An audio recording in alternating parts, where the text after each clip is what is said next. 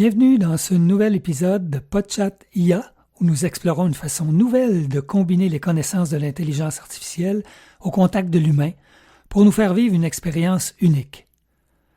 Vous avez peut-être remarqué dans l'épisode précédent que tous les points de vue exposés pointent essentiellement dans la même direction. Notre conception du succès et du bonheur repose sur ce que l'on considère être vrai, c'est-à-dire ce à quoi l'on croit, et que l'on considère être la vérité ou s'en approcher. Au fond, tout tourne autour de nos croyances. Et aujourd'hui, c'est ce que nous allons regarder de plus près et tenter de répondre à la question qui en découle « Pourquoi croit-on » ? Aussi, quel rôle la religion a-t-elle joué dans nos vies, en nous guidant parfois, mais aussi en nous imposant certains cadres sans qu'on s'en rende toujours compte. On va voir particulièrement comment certaines traditions spirituelles et philosophies orientales ont tenté de dépasser ces conditionnements et comment des approches plus modernes nous aident à mieux comprendre nos croyances et à les gérer de façon plus libre et consciente. Une note importante au passage. Le dernier épisode et celui que vous allez entendre aujourd'hui n'ont pas de point de vue discordant et ne sont pas dans la controverse. C'est voulu. De fait, l'objectif est de vous présenter un tout cohérent qui constituera une base de réflexion pour nos prochains podchats, qui, eux, ratisseront plus large dans divers sujets et amèneront autour de la table des positions divergentes qui pourront même vous choquer et peut-être remettre en question certaines de vos croyances. Vous voyez, c'est concept. Croyez-moi, je vous dis. Non, on se recadre. Voyons d'abord pourquoi on croit.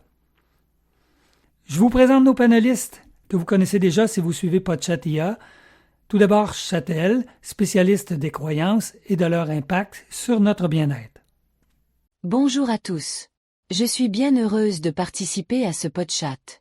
Pour notre sujet d'aujourd'hui, je m'appuierai sur les travaux de Pascal Boyer, Mathieu Ricard, Jonathan Haidt, Russ Harris et Robert Wright pour nous aider à comprendre pourquoi nous avons tendance à adhérer à certaines croyances et comment celles-ci influencent notre rapport au bonheur. Merci Châtel pour ta présence. Nous accueillons aussi Châtelain qui nous guidera dans l'évolution de la conscience et la place qu'occupe la spiritualité dans notre développement personnel. Bonjour à tous. Bien content de me joindre à vous. De mon côté, mon approche reposera sur les travaux de Ken Wilber, Jean Gepsé, Sri Aurobindo et Nagarjuna, offrant une perspective plus large sur la manière dont nous pouvons transcender nos croyances pour intégrer une vision plus vaste de notre existence. Loin d'un débat sur la validité des croyances, comme vous l'avez compris, nous allons plutôt examiner comment elles façonnent nos décisions, nos comportements et nos émotions. Pourquoi certains systèmes de pensée sont-ils si persistants? Que nous apportent-ils? Et comment pouvons-nous en tirer le meilleur sans nous y enfermer? Que vous soyez croyant, athée, agnostique, sceptique, spirituel ou en quête de sens, ce PodChat vous offrira des pistes de réflexion pour mieux comprendre l'influence des croyances sur nos vies. Installez-vous confortablement, on plonge tout de suite dans le sujet. Nous avons tous grandi entourés de croyances, qu'elles soient religieuses, culturelles, philosophiques ou simplement personnelles. Mais la question fondamentale qui nous intéresse aujourd'hui est « Pourquoi croit-on » ? Nos croyances sont-elles simplement des constructions sociales ou sont-elles enracinées dans notre biologie et dans notre évolution? Châtel, toi qui as étudié les travaux de Pascal Boyer et Jonathan Haidt, qui apportent une perspective fascinante sur l'origine des croyances, pourrais-tu nous éclairer sur ce que nous dit la science cognitive à ce sujet? Bien sûr. Ce qui est fascinant, c'est que notre cerveau n'a pas évolué pour rechercher la vérité objective, mais pour maximiser notre survie. Pascal Boyer explique que nous sommes biologiquement prédisposés à détecter des agents invisibles, comme des esprits ou des dieux, parce que cette capacité a pu être un avantage évolutif. Prenons un exemple pour illustrer ce biais évolutif. Imagine un groupe de chasseurs-cueilleurs en train de marcher dans la savane. Soudain, l'un d'eux voit des empreintes inhabituelles sur le sol. Il a deux choix. Soit il interprète immédiatement ces traces comme celles d'un prédateur, un lion qui pourrait être embusqué non loin, et il alerte son groupe. Soit il suppose qu'il s'agit juste d'un hasard, peut-être des traces laissées par le vent ou un animal inoffensif, et continue sa route sans précaution. Lequel des deux comportements a le plus de chances d'assurer la survie? Celui qui réagit prudemment, même si son interprétation est erronée. Dans un monde où l'erreur de scepticisme pouvait signifier la mort, notre cerveau a évolué pour être biaisé en faveur d'une détection excessive des dangers, même imaginaires. C'est cette même tendance qui nous amène aujourd'hui à percevoir des intentions cachées derrière des événements inexplicables, ou à donner du sens à des coïncidences qui ne sont en réalité que le fruit du hasard. Ce biais de détection des intentions cachées est profondément ancré en nous et explique pourquoi les croyances en des entités invisibles sont si répandues à travers les cultures. Elles ne sont pas apparues par hasard. Elles sont le fruit d'une sélection naturelle, façonnée par des millénaires d'évolution. Ce phénomène est encore omniprésent aujourd'hui.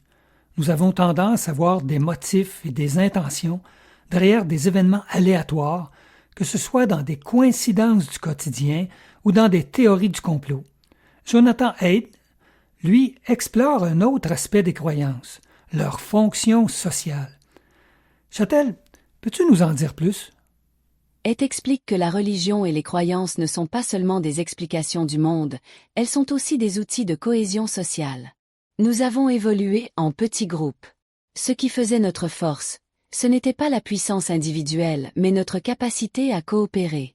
Les croyances communes permettent d'unir les gens autour de règles et de valeurs partagées. Prenons l'exemple des grands systèmes religieux. Ils instaurent des normes sociales, des rituels et des histoires communes qui renforcent l'identité du groupe. Quand on croit aux mêmes principes qu'un groupe, on est plus enclin à faire confiance aux autres membres et à travailler ensemble. C'est pourquoi les sociétés humaines ont toujours développé des mythes et des récits communs. Même aujourd'hui, les idéologies politiques ou les valeurs culturelles fonctionnent sur le même principe. Elles unissent les individus à travers des croyances partagées. C'est une approche qui rejoint ce que Ken Wilber et Jean Jepsé expliquent sur l'évolution de la conscience. Nos croyances ont d'abord émergé comme des réflexes de survie et des outils sociaux, mais elles ont aussi accompagné notre développement spirituel. Wilber décrit une progression des structures de la conscience humaine, depuis un état archaïque et magique jusqu'à un état plus rationnel et intégratif. L'une des grandes erreurs que l'on fait souvent, c'est de considérer que la croyance est opposée à la raison. En réalité, chaque stade de l'évolution de la conscience a intégré des croyances adaptées à son époque. Dans les premières sociétés, les dieux étaient souvent perçus comme des forces naturelles, le vent, le tonnerre, la mer. Plus tard, sont apparus des dieux avec des comportements et apparences humaines. Ce que l'on appelle des dieux anthropomorphiques. Ces dieux transmettaient des histoires et des récits moraux. Mais à mesure que les civilisations se sont développées et que les sociétés sont devenues plus complexes, un changement s'est opéré. Les croyances ont commencé à se structurer autour de systèmes philosophiques et éthiques plus abstraits. Un excellent exemple est le passage du polythéisme hindou ancien aux philosophies plus élaborées de l'hindouisme, du bouddhisme et du jaïnisme. Prenons le bouddhisme, qui est né au VIe siècle avant notre ère avec Siddhartha Gautama, le Bouddha. Plutôt que de proposer un système de croyances centré sur des dieux tout-puissants, il a introduit une approche plus introspective, mettant l'accent sur la nature de la souffrance, dukkha, l'impermanence et la libération de l'ego. Le bouddhisme a ainsi marqué une transition. Au lieu d'expliquer l'univers par des volontés divines arbitraires, il proposait un cadre rationnel d'auto-transformation basé sur l'éthique, la méditation et la sagesse. On retrouve ce phénomène aussi en Chine avec le confucianisme qui ne repose pas sur un dieu, mais sur une philosophie de l'harmonie sociale et du respect des rites. Et en Grèce, au 5e siècle avant notre ère, Socrate, Platon et Aristote ont commencé à remettre en question les mythes religieux traditionnels, ouvrant la voie à une conception plus rationnelle et philosophique du monde. Ces grandes religions philosophiques, qu'elles viennent d'Inde, de Chine ou de la Méditerranée, ont marqué une rupture. Elles ne cherchaient plus uniquement à expliquer les phénomènes naturels ou à assurer la cohésion sociale par des récits mythiques, mais elles tentaient de donner du sens à l'existence humaine à travers des principes moraux, des pratiques spirituelles et une quête de vérité plus universelle. Avec l'émergence de la pensée critique et de la méthode scientifique à partir de la Renaissance, puis des Lumières, on a vu un déplacement progressif du regard humain sur le monde. Plutôt que d'expliquer les phénomènes naturels par l'intervention divine, les penseurs et scientifiques ont cherché des lois sous-jacentes, universelles et reproductibles. Un exemple frappant est Isaac Newton. Avant lui, les mouvements des planètes étaient souvent expliqués par des intentions divines. Pourquoi les astres suivent-ils des trajectoires précises? Pourquoi tombons-nous sur le sol plutôt que de flotter dans les airs? Avec ses travaux sur la gravitation universelle, Newton a montré que ces phénomènes obéissaient à des lois mathématiques précises et que les mêmes forces qui régissent une pomme tombant d'un arbre régissent également les planètes tournant autour du Soleil. Ce fut une révolution. Plutôt que de voir un ordre cosmique maintenu par des dieux ou des volontés invisibles, on a commencé à voir un univers régi par des lois physiques immuables. Mais, et c'est là un point fondamental, la science elle-même repose sur des croyances sous-jacentes, même si elles sont d'un autre ordre. Par exemple, la science présuppose que l'univers est intelligible, qu'il est régi par des lois constantes et que ces lois peuvent être découvertes par l'observation et l'expérience.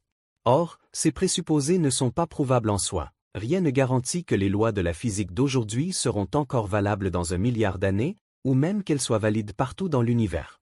Prenons la mécanique quantique, qui a bouleversé notre vision du réel au XXe siècle.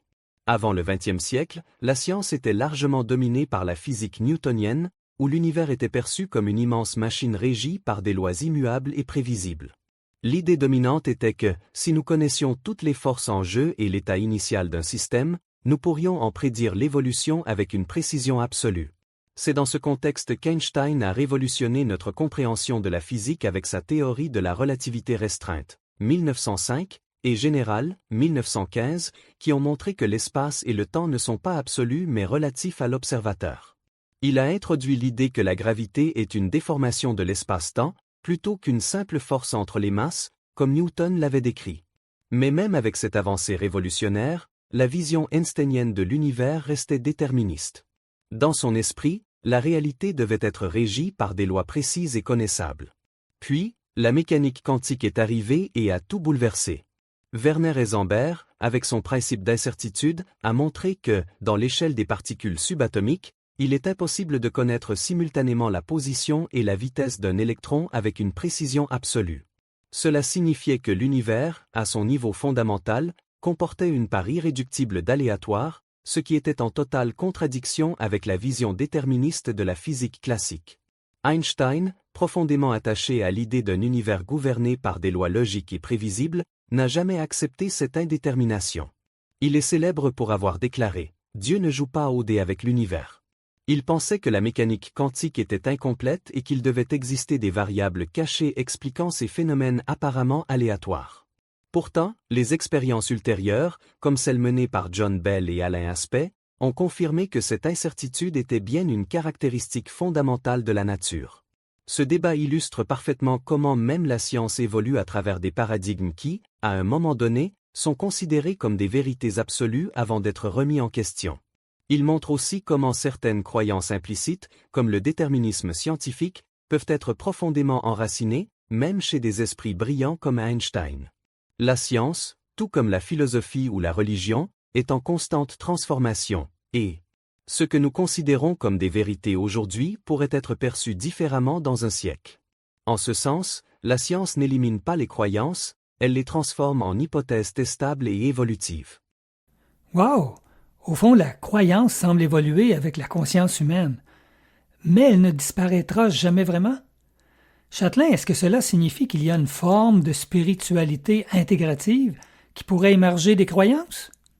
Sri Aurobindo, philosophe indien de la fin du XIXe siècle, a fait ses études à Cambridge, en Angleterre, et a étudié les grandes traditions de son pays d'origine, l'Inde.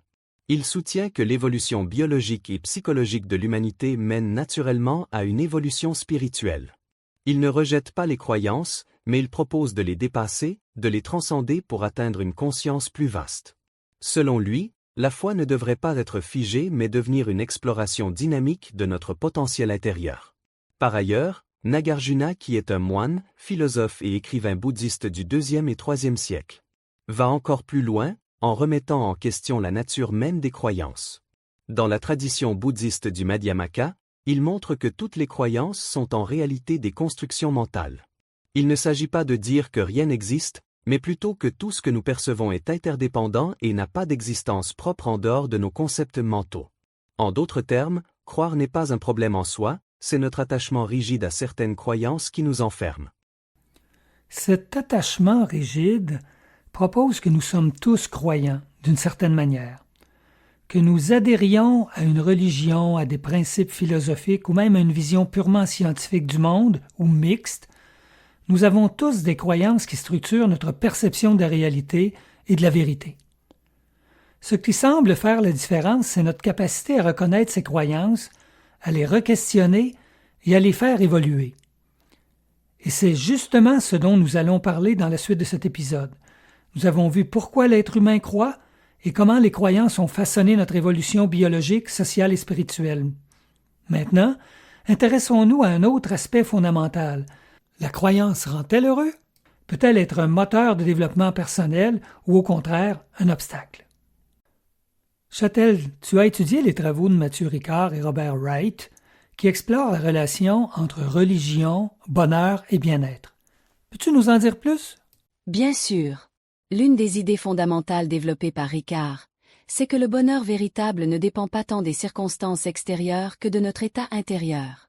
Il s'appuie notamment sur la méditation et les pratiques contemplatives issues du bouddhisme pour montrer que notre bien-être peut être entraîné, tout comme un muscle.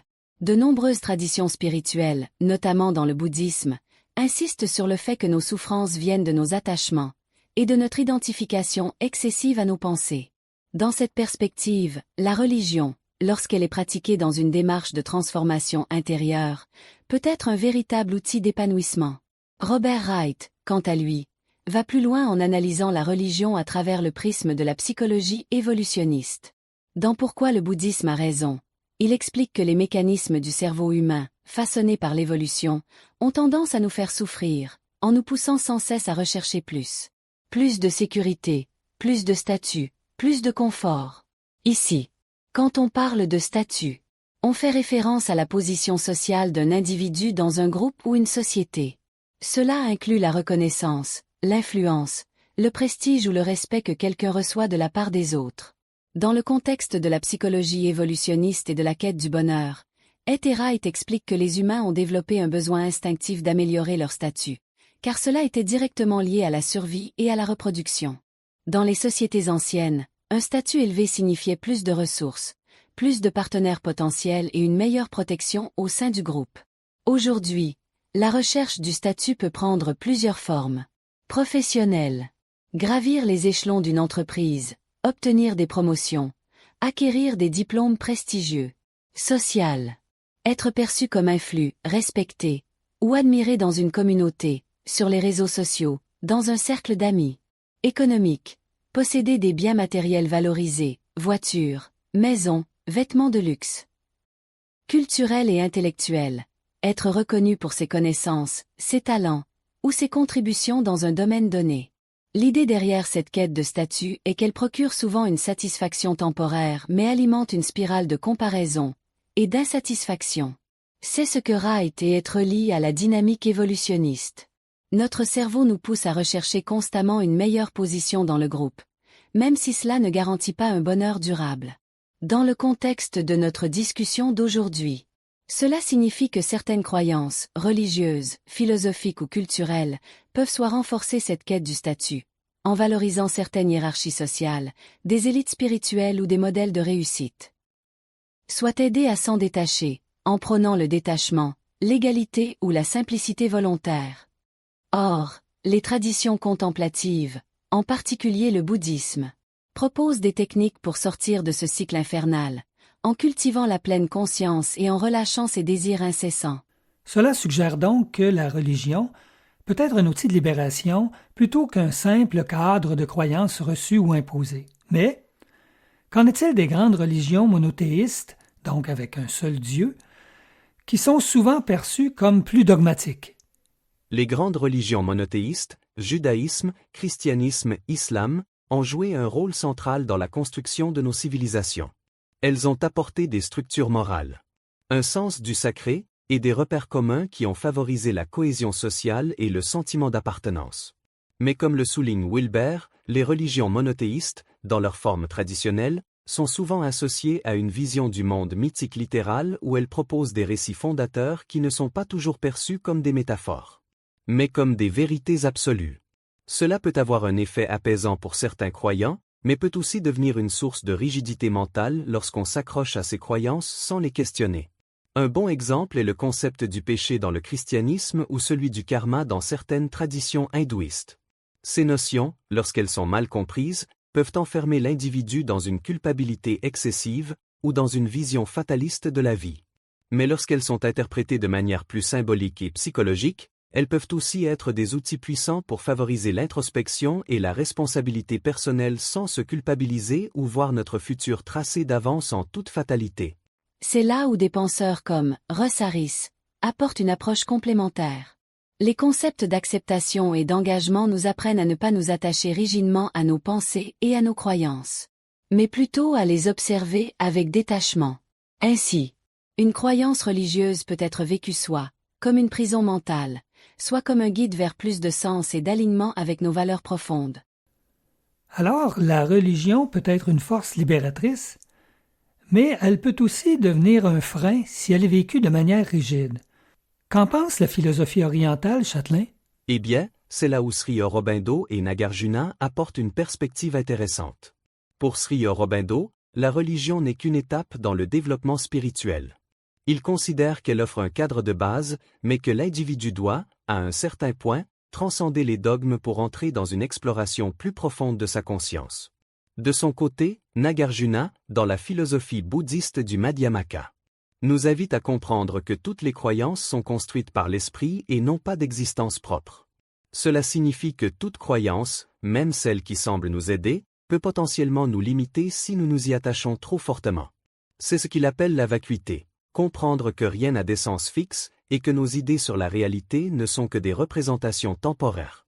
C'est aussi ce que l'on retrouve dans la psychologie moderne. Nous avons tous des croyances morales qui nous semblent évidentes et indiscutables, jusqu'à ce que nous soyons confrontés à d'autres perspectives. Prendre conscience de nos propres conditionnements peut nous aider à ne pas être enfermés dans une seule vision du monde. Alors, que faut-il conclure? La croyance est-elle une clé vers le bonheur ou un piège qui nous conditionne? Tout dépend de la manière dont elle est vécue. Si elle est figée et rigide, elle peut être une prison mentale. Si elle est fluide et évolutive, elle peut être un puissant levier de transformation. Et c'est là où des approches comme les concepts d'acceptation et d'engagement, la pleine conscience ou la philosophie bouddhiste, peuvent nous aider à avoir un rapport plus sain avec nos croyances. L'idée n'est pas de rejeter toute croyance, mais de les voir comme des outils, et non comme des vérités absolues. Jusqu'à maintenant, nous avons vu pourquoi nous croyons et comment notre cerveau a été façonné par l'évolution pour détecter des schémas et donner du sens à ce qui nous entoure. Certaines traditions religieuses et philosophiques nous ont offert des outils pour atteindre un bien-être durable, tandis que d'autres croyances, si elles sont trop rigides, ont pu nous enfermer dans des schémas limitants. Mais concrètement, comment nos croyances influencent-elles nos décisions et nos comportements au quotidien?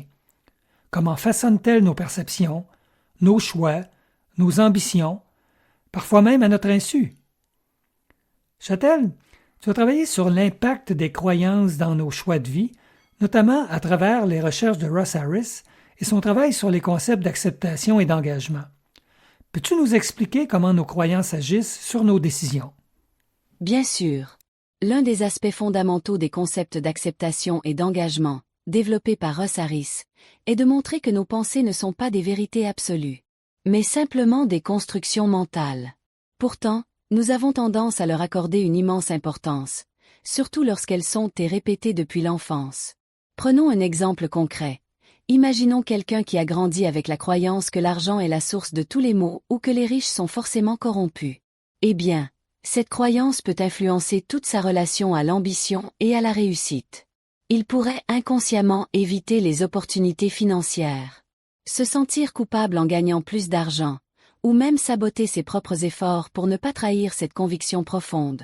C'est la même chose avec des croyances sur soi-même. Je ne suis pas assez intelligent, je ne suis pas digne d'amour, je n'ai pas de talent. Ces idées, si elles sont répétées et non questionnées, deviennent des filtres à travers lesquels nous percevons la réalité et qui limitent nos actions.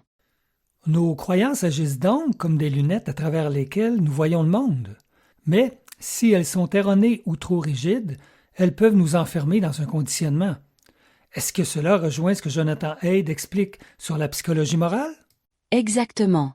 Haidt, montre que nos croyances ne sont pas seulement des opinions logiques. Elles sont profondément influencées par nos émotions et nos intuitions morales. Il explique que notre cerveau fonctionne comme un éléphant et son cavalier. L'éléphant représente nos intuitions, souvent basées sur des croyances anciennes et inconscientes, tandis que le cavalier est notre rationalité, qui essaie tant bien que mal de justifier ce que l'éléphant a déjà décidé.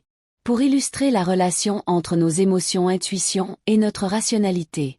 Pour Ed, l'éléphant est un choix plus significatif qu'un cheval par exemple, et ce, pour plusieurs raisons. Un éléphant est énorme et puissant, ce qui symbolise bien nos instincts et intuitions profondes. Une fois lancé dans une direction, il est difficile à arrêter ou à rediriger. Un cheval, bien que fort, est plus facilement contrôlable par un cavalier, ce qui aurait atténué l'idée du déséquilibre entre nos intuitions et notre rationalité. L'éléphant ne change pas facilement de direction. De la même façon, nos croyances et nos jugements moraux ne se modifient pas du jour au lendemain. Nos intuitions ont une inertie cognitive. Une fois une croyance bien ancrée, il faut beaucoup d'efforts et de temps pour la remettre en question. L'éléphant représente nos émotions, nos instincts profonds, notre inconscient, qui réagissent immédiatement et de manière viscérale. Le cavalier est notre rationalité, essayant d'expliquer et de justifier après coup les décisions prises par l'éléphant. Ce contraste fonctionne mieux avec un éléphant qu'avec un cheval, qui est plus réactif aux commandes de son cavalier. En psychologie et philosophie orientale, notamment dans le bouddhisme, l'éléphant est souvent utilisé comme symbole de l'esprit indiscipliné, difficile à maîtriser. Le choix de l'éléphant renforce l'idée que nos intuitions sont massives, puissantes et souvent incontrôlables. Tandis que notre rationalité est un petit guide essayant de donner du sens à ce que l'éléphant a déjà décidé. Et voyons, plus près de nous, un exemple moderne. La polarisation politique. Une personne qui croit fermement que les gouvernements sont toujours corrompus ou que les entreprises sont fondamentalement mauvaises verra tout ce qui se passe dans le monde à travers ce prisme. Elle sélectionnera les informations qui confirment son point de vue et rejettera celles qui le contredisent. Un phénomène qu'on appelle le biais de confirmation. Le problème, c'est que ces croyances façonnent non seulement notre vision du monde, mais aussi nos relations. Elles influencent avec qui nous discutons, quels médias nous consommons, quels cercles nous fréquentons. Elles peuvent créer des clivages très forts et nous enfermer dans une vision limitée de la réalité. Si nos croyances influencent nos choix individuels, elles influencent aussi les structures de nos sociétés. Je me tourne vers toi, Châtelain. Est-ce que la vision intégrale de Wilber et les travaux de Sri Aurobindo peuvent nous aider à mieux comprendre ce phénomène? Oui, et c'est un point crucial. Wilber, dans sa théorie intégrale, explique que chaque société a des croyances dominantes qui influencent la manière dont elle fonctionne. À certaines époques, les croyances religieuses étaient au cœur de l'organisation sociale. Plus tard, la science et le rationalisme ont pris le relais. Aujourd'hui, nous vivons dans une société où de nombreuses croyances coexistent, mais où certaines restent invisibles parce qu'elles sont considérées comme des évidences. Par exemple, dans nos sociétés modernes, il est largement admis que le progrès technologique est toujours bénéfique ou que la réussite personnelle passe par l'accumulation de richesses et de statuts. Pourtant, ces idées sont elles aussi des croyances qui mériteraient d'être questionnées. Particulièrement en Occident, nous sommes dans des sociétés qui valorisent la rationalité et la science. Mais nous sommes par ailleurs aussi influencés par des croyances collectives. Sri Aurobindo apporte peut-être une perspective différente. Oui, Sri Aurobindo va encore plus loin en expliquant que nous devons dépasser ces conditionnements culturels pour accéder à un état de conscience plus libre. Il considère que nous sommes souvent enfermés dans des narratifs qui limitent notre potentiel, et que l'évolution spirituelle consiste justement à prendre conscience de ces influences pour les transcender. C'est une idée que l'on retrouve aussi dans la philosophie bouddhiste avec Nagarjuna, qui explique que toute réalité est construite par l'esprit et que nos croyances ne sont que des projections. Se libérer de ces croyances, ce n'est pas forcément les rejeter, mais c'est apprendre à ne plus s'y attacher de manière rigide. Alors, si nos croyances influencent nos choix et nos comportements, comment pouvons-nous apprendre à les questionner et à nous en libérer? L'un des outils les plus efficaces est la pleine conscience. Elle permet d'observer nos pensées sans s'y identifier. On peut apprendre à voir ses croyances comme des pensées passagères et non comme des vérités absolues. D'un point de vue philosophique, il s'agit aussi d'adopter une approche plus intégrative, comme le propose Wilber. Plutôt que de rejeter nos croyances ou celles des autres, nous pouvons essayer de les voir comme des étapes dans notre propre évolution et chercher à intégrer une perspective plus large. Je pressens votre intérêt, comme le mien, à vouloir dépasser nos conditionnements pour avancer vers une forme de sagesse et de plénitude. Pour clore notre discussion d'aujourd'hui, voyons comment on peut se libérer de nos conditionnements et adopter une conscience plus fluide et intégrative. Autrement dit, comment dépasser les croyances qui nous enferment sans tomber dans le rejet absolu de toute structure. Trouver un équilibre entre foi, scepticisme et ouverture d'esprit. Ce qui est fondamental, c'est de comprendre que nous ne devons pas rejeter nos croyances, mais apprendre à les voir comme des étapes dans notre développement personnel. Wilber, dans sa théorie intégrale, explique que la conscience évolue par paliers. Nous passons d'une vision magique du monde, où tout est régi par des forces invisibles, à une vision mythique avec des récits religieux structurants, puis à une vision rationnelle et scientifique. Mais cette progression ne signifie pas qu'il faut abandonner les étapes précédentes. L'évolution de la conscience consiste à intégrer ces perspectives et à les dépasser. Par exemple, dans le passé, la religion était un cadre structurant pour donner du sens à la vie. Aujourd'hui, beaucoup rejettent les traditions religieuses pour embrasser une vision purement matérialiste et scientifique. Mais Wilber propose une autre voie, une spiritualité intégrative, où nous reconnaissons la valeur des anciennes croyances sans être prisonniers de leurs dogmes. Sri Aurobindo, de son côté, nous dit que l'évolution ne s'arrête pas à l'intellect. Il parle de l'éveil d'une conscience supérieure, où l'individu ne se laisse plus enfermer par des structures mentales rigides, mais développe une compréhension plus vaste et intuitive de la réalité. Cela demande une introspection profonde et un dépassement de l'ego, qui s'accroche souvent à des identités et croyances fixes. La véritable liberté ne consisterait pas à rejeter toute croyance, mais à les voir comme des outils évolutifs plutôt que comme des faits et des vérités absolues.